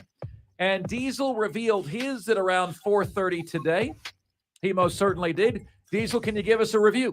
Yes. Charlotte 10, Duke 9, 6 A, B, and C, App State, Coastal Carolina, East Carolina, all have their own warts. 5, Wake Forest, 3A and 3B, NC State and South Carolina. Number 2, North Carolina, and number 1, Clemson. Those are Diesel's. Here's mine, my friends. And here's why it's fascinating. I'll go from 1 to 10 instead. We are getting a 2-game North and South Carolina playoff for the top 4 teams to start the year, Diesel. Number 1, Clemson is playing number 4, Duke. Number 2, North Carolina is playing number 3, South Carolina. And the beautiful thing is, Clemson plays both North and South Carolina this year. So for the first time, I think ever, we're going to have a true champion of these 10 teams. So I've got Clemson 1. Sorry, Wake Forest, you're not invited to this party. No, not at all. Number 1, I've got Clemson. Number 2, North Carolina. 3, South Carolina. 4, Duke. Diesel, you really slept on them. I don't know anything about Duke this year, so. They've got Riley Leonard, quarterback. Mike Elko came over from A&M a year ago, defensive coordinator, did a great job in year 1. Riley Leonard, their quarterback, might be the most underrated player in America. Think Sam Hartman at Wake Forest in terms of nobody knowing what he's capable of. Yeah. And now everyone's like, oh, bleep. Look at Sam Hartman when he's actually on a good team. Well, right? I admitted at 425 that I will probably vastly underseeded Duke. I just didn't know much about them. Yeah. So Duke, I've got number 4, NC State 5, Wake Forest 6. And then interestingly, right, because at some point we're going to have one of the group of 5s ahead of some of these power 5s. But I've got Coastal 7, East Carolina 8, Appalachian State 9. Does that get your coach on the hot seat if that's where they are? Yeah, it absolutely does. Sean Clark, he was a former player at App State. He had been a long time assistant coach at App State. They wanted to do the let's bring somebody from the program in to run this thing because we don't want another Eli Drinkwitz situation where we bring in an up-and-comer who leaves us after 2 years. So they brought in the feel-good hire, which I was against, by the way.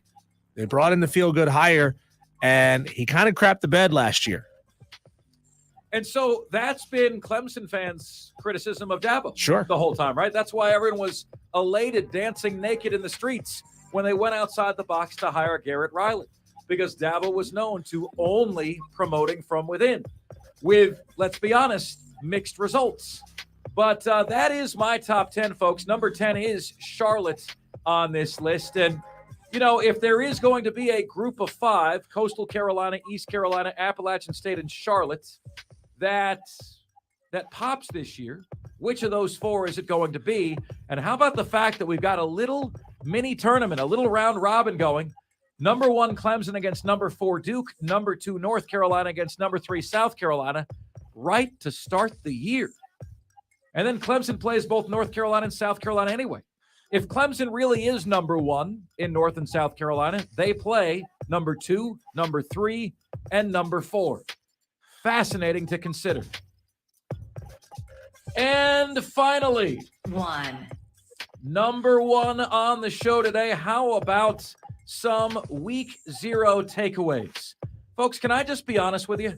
Like, week 0 to me is a 0. It sucks. You know, the way our memories work, we remember the first of everything and the last of everything. It's why Florida State is so overhyped this year.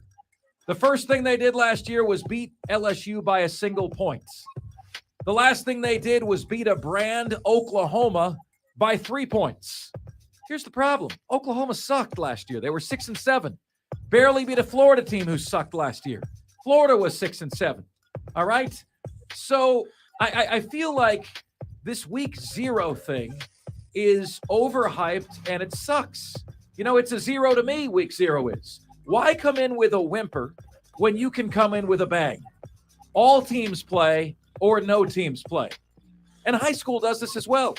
It feels like a false start to me at both the high school and the college football level. So off with its head. Get rid of it. For takeaways, Notre Dame appears to be the most underrated team in the country. A true college football playoff contender with Sam Hartman at the helm. Number 2, USC gave up almost 400 yards to San Jose State. That defense, or lack thereof, is going to lead to losses, plural, for the Trojans. Number 3, SEC folks were wondering if Vanderbilt was ready to leave the basement. Nope, not at all. Some week 0 takeaways. Can we please flush this, though? Flush the stupid week 0. You know, it just doesn't make any sense. It's like it's a half-ass effort, and frankly, college football deserves more than that. And those are today's top 5 at 5. Now it's your chance to chime in, which you can do at 844-FAN-PHONE. That's 844-FANFONE. That's 844-326-3663. TheCarPro.com text line is there for you at 71307. Just start your text with the word fan, and away you go. You can get to us on Facebook, on Twitter, and on YouTube at The Fan Upstate on every one. Please like us on Facebook, follow us on Twitter, and subscribe to us on YouTube. We'd love to have you. And finally, email. You guys can all email the show. Marc Ryan, that is M-A-R-C Ryan at thefanupstate.com. All the different ways you can get in touch with us here on the most interactive sports radio show anywhere. Let's go to the carpro.com text line to see what you are saying. And a texter says, I think the Gamecocks will still win, but the Tar Heels will be motivated with the active shooter situation on campus now. They'll be highly motivated. I had to look this up because I didn't know that was going on. There's been an active shooter today at UNC. Oh, no. Yeah, at UNC. So they have somebody in custody now, apparently, for that. Texter, a lot of times we get our heads so down, just it focused during a show, we miss things like that. So thank you for letting us know. Texter says, Jaheim Bell would be my response as to the biggest loss. I hope we are saying Lloyd is the least missed. Marshawn Lloyd now at USC, the other USC, because of Dakarian Joyner. Texter says, I must disagree. Game day will be there for positive publicity if the Gamecocks win, and I will take my chances of beating an ACC team over an SEC team. A win against UNC is big because if we lose, Furman gives us heck week 2. Yeah, I totally agree with that, by the way, JD. Totally agree. If South Carolina loses on like a last-second field goal to North Carolina, Diesel, that's when you become worried about North Carolina beating you twice, right? Because now you're going home. Now you're demoralized. You got so up for that week 1 game. You're not up for Furman. That's when Furman pops you in the mouth. Number 3 in the FCS polls. South Carolina fans, don't overlook them. Do not. You better pack Williams-Brice in week 2. Clinton Red Devils, best in 3A. No mention from you guys. Why? We've got Cole Bryson joining us in the next segment. Let's see here. Everyone has said Cade can be the guy. It's going to be the Riley effect. He gets them to the playoffs on offense, just like TCU. And I'm a Gamecock saying that. Gamecock picks Clemson to make the playoff. How about that? Madcraft on YouTube says, I'm flabbergasted how no one said, well, why don't we just call it week 1? So here's how you fix that, guys. You brand it, you contract it, and then you put language in the contract that says if anybody tries to call the first week of games anything other than week 1, you can sue them. That's how that works. But have everybody play. Like we had literally not a single halfway decent game. Not a single one. So why do it? If it feels like preseason, if it feels like an all-star game, if it feels like the stinking Pro Bowl. The MEAC SWAC game might have been the best game of the week. Yeah, like what are we doing? What are we doing? Texter says, Mark, I do think it's on sides to not release the depth chart. If all the players knew he did the same thing last year, they had to expect it again this year. Texter said if Dabo did what Nick Saban just did, he'd get eviscerated. The new Clemson fan credo is if Dabo did this, he would get eviscerated. I think in some respects it's true. I don't know if it's true in this case or not. Do you think Clemson fans regain their edge this season? Oh, yeah. I'm talking the pre-national titles, everybody telling you every week how great you were. Back to the little old Clemson days. Do you think those fans get that edge back this year? Because if you don't, you'll have a situation like South Carolina beating you with the fan base kind of sleeping their way through the season. Mongo says, as of the depth chart today, Juice is 100%. Nick Harbor is also listed. Texter says week 0 isn't even a good appetizer. It's worse than free chips and salsa at a Mexican restaurant. Give me the damn cheese dip for free. I love free chips and salsa at the Mexican restaurant. Listen to this. Text of the day warning. So San Jose State pokes some holes in the Trojans defense. Did you see what he did there? You see what he did there? Best college game day sign, folks, I've ever seen. USC playing Ohio State. Ohio State are the Buckeyes. Buckeyes are nuts. The sign said, Trojans can't cover D's nuts. That is my favorite all-time college game day sign. I also really like Trojans have a leaky defense. I really like that. By the way, Texter, great job. I disagree, Mark. Gamecocks win Saturday 42-28. 42-28. But why? We had people texting in or tweeting in. Cam Smith, he finally responded, but Cam Smith, I said, respectfully disagree. I think South Carolina thumps UNC, but didn't explain why until I asked him to explain himself. See, if you're going to come back, if you're going to disagree, if you're going to state, no, I disagree with you, explain why. Explain why so that we can have a conversation here. But he did respond and said, North Carolina's secondary is young. South Carolina's offense has something to prove. South Carolina will run, bringing the very young safeties up.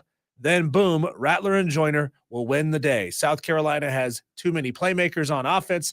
South Carolina's defense will stop the run and make Drake May beat them.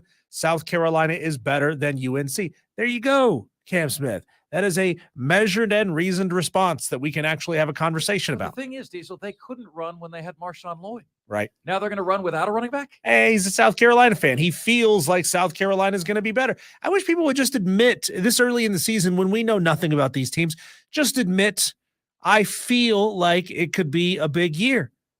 But guess what? Your feelings and your predictions mean bupkis because we don't know anything about any of these teams right now. All right, my friends. Coming up next, we will recap week 1 of high school football with a host of the Saturday Scramble, Cole Bryson. That's next here on Offsides. We are the Fan Upstate.